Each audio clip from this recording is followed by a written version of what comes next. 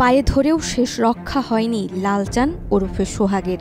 নৃশংসভাবে টেনে হিচড়ে রাস্তায় নামিয়ে পাথর দিয়ে মাথায় আঘাত করে হত্যা করা হয় তাকে।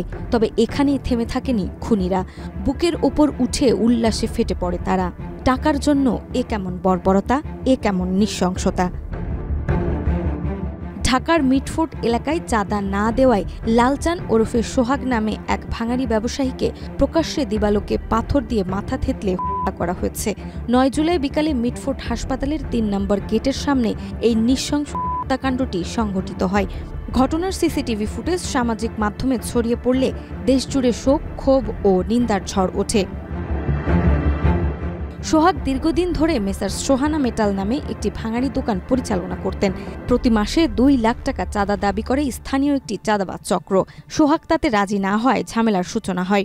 ৯ জুলাই দুপুরের পর থেকেই তার দোকানে ঝামেলা শুরু হয়। দোকানের ২ কর্মচারী পায়ে ধরে মাপ চাইলেও কোনো সুরাহা হয় না, বরং ঝামেলা একসময় হত্যাকাণ্ডে রূপ নেয়।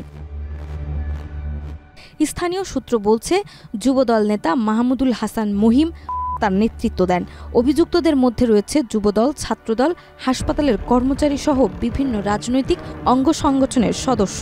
ঘটনার পরপরই পুলিশ ও র্যাব যৌথ অভিযানে নামে। যুবদল নেতা মাহমুদুল হাসান মহিন ও তারেক রহমান রবিন সহ ৪ জনকে গ্রেফতার করা হয়। আদালতে মহিনের ৫ দিন এবং রবিনের ২ দিন রিমান্ড মঞ্জুর করেছে। একটি চাঁদা, একটি সিন্ডিকেট, একটি অমানবিক হত্যাকাণ্ড, এই কি স্বাধীন বাংলাদেশের নগরচিত্র? এমন বর্বরতা সভ্য সমাজের কলঙ্ক স্বরূপ। নাজমা, মাই টিভি।